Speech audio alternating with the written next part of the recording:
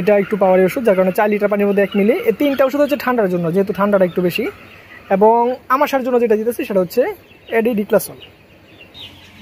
আসসালামু আলাইকুম সম্মানিত প্রিয় ভিউয়ার্স, আশা করি আপনারা সকলেই ভালো আছেন। আলহামদুলিল্লাহ আমিও ভালো আছি।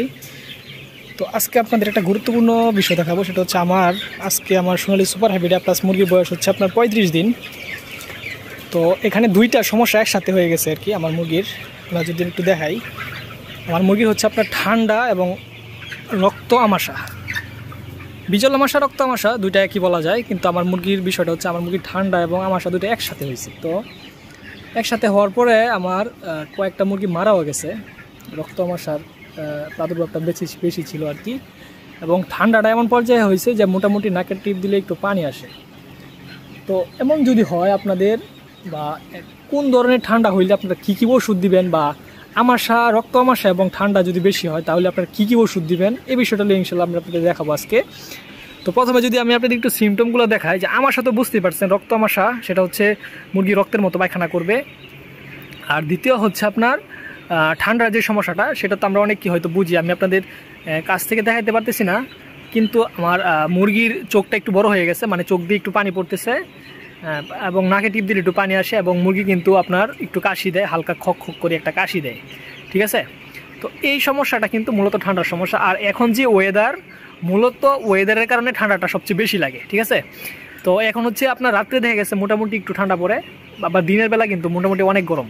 যেমন আমি কিন্তু পাখা ফ্যান চালায় রাখছি, গরমটা প্রায় 32-33 ডিগ্রি সেলসিয়াস হয়ে যায় ভিতরে, যার কারণে মুরগি কিন্তু হাঁপায়। এই কারণে কিন্তু ফ্যান চালিয়ে রাখছি। তো এটা হচ্ছে অবস্থা, কিন্তু রাতে কিন্তু মোটামুটি ভালো শীত পড়ে যায়। এই কারণে কিন্তু মূলত আপনার ঠান্ডাটা বেশি হয়ে যায়, ঠিক আছে। তো এই সিজনটাতে একটু কষ্ট করে মুরগি পালন করতে হবে, মানে আপনার অবশ্যই ওয়েদারের দিকে বা পর্দার মেনটেনটা ঠিক রাখলে হয়তো কিছুটা আপনি মোটামুটি মুরগিকে ঠান্ডা থেকে বাঁচাতে পারবেন। তো ঠান্ডা লাগার পরে আমার মুরগি কিন্তু খাবারটা একটু কম খাচ্ছে, আগে থেকে একটু কম খাচ্ছে, এবং আমাশা ঠান্ডা 2টা একসাথে হওয়ার পরে কিন্তু বুঝতে পারতেছেন একটু কম খাবে, এটাই স্বাভাবিক। মুরগি চঞ্চল আপনি দেখে বুঝতে পারবেন না, কিন্তু ঠান্ডা আছে। তো আপনার মুরগি যতই ঠান্ডা থাকুক, ঠান্ডার বিষয়টা হচ্ছে কি আপনার লিটার এবং আপনার হচ্ছে আপনার পর্দা ম্যানেজমেন্ট, এই 2টা জিনিসের সাথে কিন্তু মোটামুটি আপনার সম্পর্কিত। আপনার যদি লিটার আপনার সেতে না থাকে, বা লিটার প্রচণ্ড ধুলা না থাকে, হ্যাঁ, তাহলে আবার যদি আপনি পর্দা দেখা গেছে রাত্রে সারা রাত্র পর্দা, এখন শীতের দিন মোটামুটি সারা রাত্র পর্দা উঠায় রাখলেন, ভিতরে মুরগি ঠান্ডা অনুভব করলে কিন্তু আপনার ঠান্ডা কোনোভাবেই সারবে না। তো মুরগিকে একটু হিট দিতে হবে, মানে রাত্রেবেলা যেন ভিতরে একটু মানে থাকে, মানে গরম থাকে, এই বিষয়টা আপনাকে নিশ্চিত করতে হবে। এবং দিনের বেলা অতিরিক্ত গরম থেকে মুরগিকে একটু ঠান্ডা রাখতে হবে, এই জিনিসগুলো একটু খেয়াল রাখতে হবে। যদি আপনি এভাবে মেনটেন করতে পারেন, তাহলে আপনার মোটামুটি যদি ঠান্ডা লাগেও যায়, তাহলে ওষুধ খাওয়াইলে মোটামুটি আপনি ঠিক হয়ে যাবে। আপনি কী কী ওষুধ দিচ্ছি আমি যদি আপনাদের একটু দেখাই, যেহেতু ঠান্ডা এবং রক্ত আমাশা বা আমাশা 2টা একসাথে, আমি আপনাদের একটু দেখাই। ওষুধ খুবই সিম্পল ওষুধ। আমি ঠান্ডার জন্য যে ওষুধগুলো ব্যবহার করি সেটা হচ্ছে আপনার এই যে ডক্সিবেট ওষুধটা তো মোটামুটি সবাই চিনেন। দ্বিতীয় হচ্ছে আপনার মাইক্রোনিট, আর হচ্ছে আপনার অ্যারুলিপ। এই 3টা ওষুধ দিতেছি আমি ঠান্ডার জন্য, ঠিক আছে। তো ডক্সিবেটটা হচ্ছে 1 লিটারে 1 গ্রাম, 1 লিটারে 1 গ্রাম। মাইক্রোনিটটাও কিন্তু মাইক্রোনিটটা 1 লিটারে 1 গ্রাম, এবং ডক্সিবেটটা 1 লিটারে 1 গ্রাম, ঠিক আছে, দুটোটাই।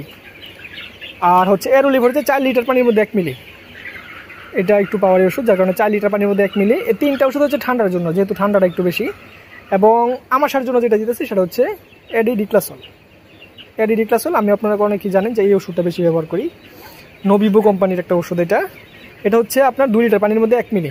এটা হচ্ছে দিনের বেলা 12 ঘন্টা, রাইতে সাদা পানি, তিনটাই, মানে 4টা ওষুধ দিনের বেলা 12 ঘন্টা, রাইতে সাদা পানি। এভাবে কিন্তু 4 দিন চলবে, ঠিক আছে। আর আপনার আমাশার যে ডোজটা, এটা 3 দিন চললেও হবে, কারণ 3 দিন পরে আমাশার থাকে না, আমাশার ডোজ করলে 3 দিন পরে থাকে না। তো এই ডোজগুলো করা নিতে আমার কিন্তু আলহামদুলিল্লাহ মুরগি কিন্তু সুস্থ হয়ে যাবে ইনশাল্লাহ।